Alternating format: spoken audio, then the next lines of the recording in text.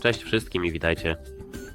Dziś mam słuchawki Razer Hammerhead HyperSpeed i pokażę Wam, jak łatwo możecie zarządzać swoimi ustawieniami Chroma.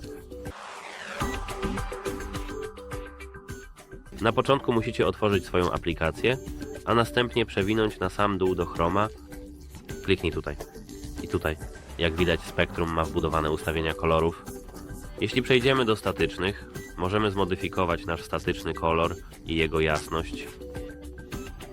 Jeśli przejdziemy do podsumowania, możemy wybrać od A do B kolory i dodać C i tak dalej. Ja audiometr oraz kolor naszego audiometru. Teraz, jeśli wrócimy, nasze słuchawki będą miały kolor oparty na naszym audiometrze. Wszystko, nadzieję, że pomoże.